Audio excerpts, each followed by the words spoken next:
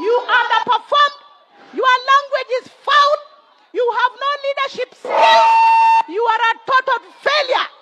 Don't try to mention Raila's name the way you are doing, because Raila is a barbaro. You are a person with no history. Your history is stinking. We have heard terrible things about you, and that's why you are impeached. You will be impeached again and again, wherever you will be.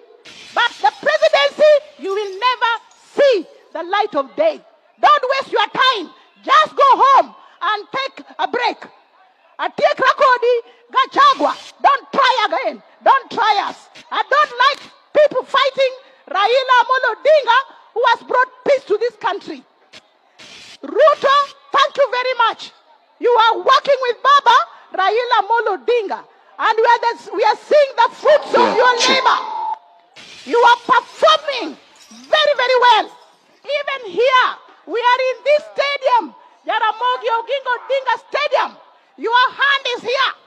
Kwanza kuna baadhi ya watu mwenye kujiita bakteria, mwenye kujiita virus, sijui mwenye kuita nini. Mimi nitawaomba tu kwa roho safi,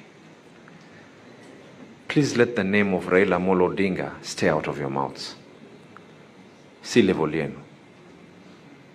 Whatever Raila has been able to do for this country, hata kama hakuna lolote, mtoweni katika mdomo wenu.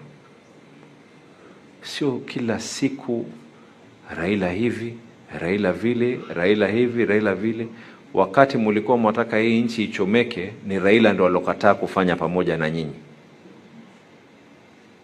Akasema ya kwa mimi sitaki hii nchi iweze kuchomeka, mimi na kando. Wakati kila mmoja anatoa chama chake jana na juzi, ni Raila Amolo Odinga alihakikisha ya kwa hiki chama kimeweza kufika miaka 20. Hii mwezi wa Oktoba mwaka huu ni miaka 20 changu chama cha ODM kiweze kuzinduliwa.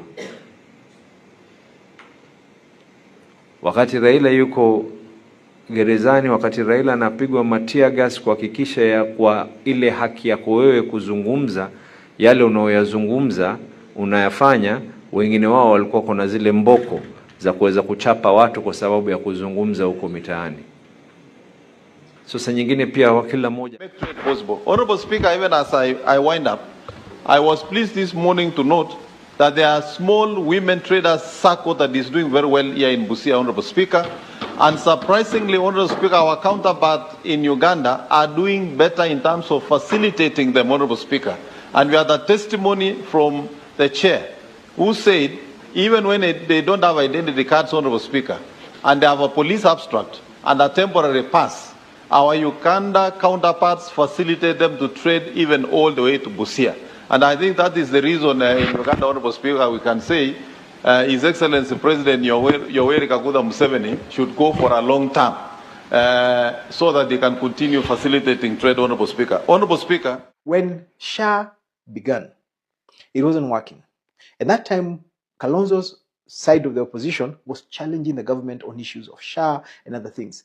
Government started cleaning it up. When Gachagua became a factor in opposition, he changed the entire dynamic of what opposition is doing. Now the only thing they do is chant slogans. One term, one term, one term. Meanwhile, Kenyans are suffering, and the people who could actually be standing up for them. Because the reason you get elected is because you have, especially when you have been in politics for a while, it's because you have differentiated yourself with the current government. How do you differentiate yourself? Not by saying what you will do, but by saying what you would do now. So that we see current, politics is very current. Politics is about now. If we are having problems right now in any area, part of the reason we are still struggling is because the opposition is not doing its job. The opposition is supposed to be picking an issue. For example, you have a problem with housing, then tell us, what would you do different and why? You have a problem with the high cost of living, tell us, what would you do different? Now, not what will you do different and why. Now, let me tell you a very interesting thing about opposition politics. Something that even gets me in trouble with my team. In typical circumstances, when you're in opposition, you want the person in power to fail. Why? Because when he fails, it is easy for you to get elected, right? Unfortunately, as the person in office is failing, the people you want to vote for you are suffering. For example, if, for example, SHA was to collapse today, there's no other. We can talk about NHIF. You can say that when you get into office, you will bring back NHIF. But you know there's no NHIF today.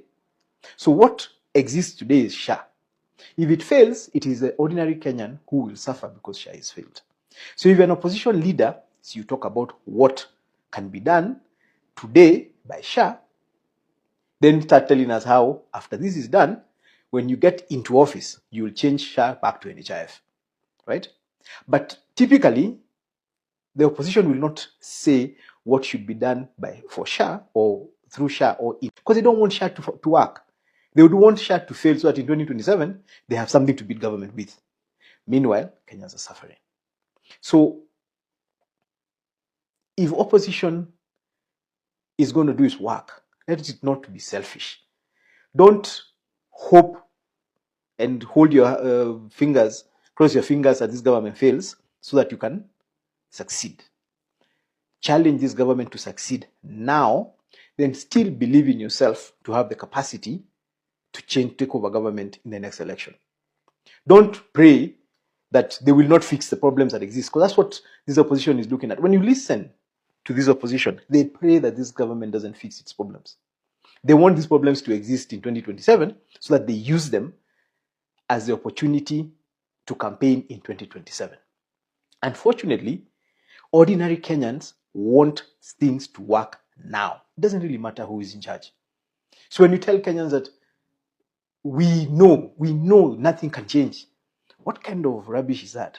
You're a prominent person with platforms. You call for a media interview, people come to your house. Some of us go to the media houses. Ordinary Kenyans don't even go to the media houses at all. So personally, when I go to a media house, I am challenging the government today.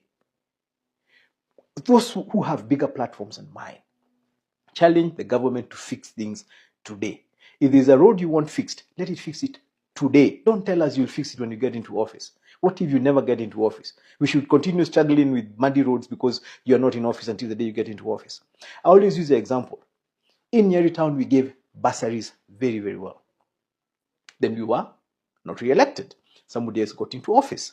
He doesn't have the same system, the same structure that we used to have for giving bursaries. But I wouldn't want him to fail because I want people to be able to get educated. If and God gives us the opportunity to meet again in 2027 in a competition, he will come and say what he has done, and I will say what I had done.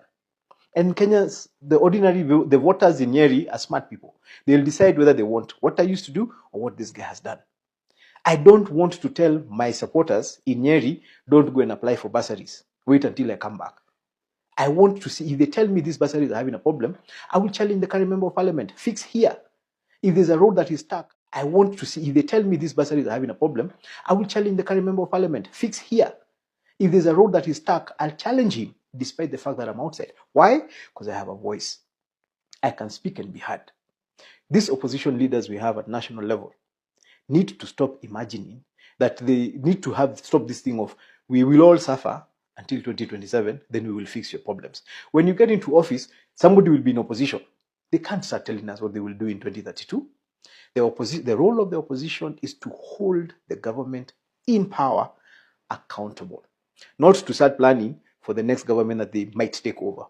So opposition leaders, all of them, those ones who call themselves loyal opposition, whoever they are, step up and hold government to account for the 2 years, even as you prepare for elections and to hopefully take over government. That is what opposition is supposed to do. This story of saying, oh, don't worry, kaa ngumu. We are kaa ngumu, why? We are paying taxes. This is our government, even though whether we voted for it or not. The member of parliament who is in Nyeri, I did not vote for him. But today, if I needed something from the member of parliament for Nyeri, I'd go to him. That is how this thing works. We are not creating enmities. In fact, even if the opposition leaders take over next government, we will still not be in government as Kenyan people. We will still complain about them. We will need people to challenge them. So this is my call out to the loyal opposition.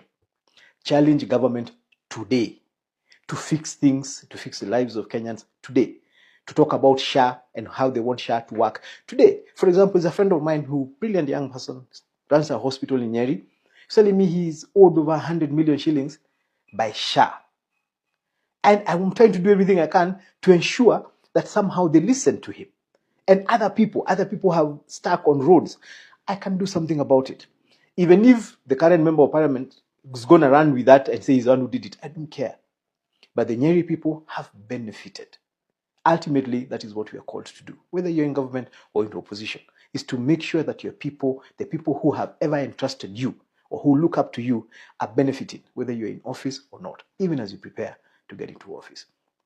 That's my 2 cents. That is my 2 cents. And I hope it's going to make sense to someone. Cheers.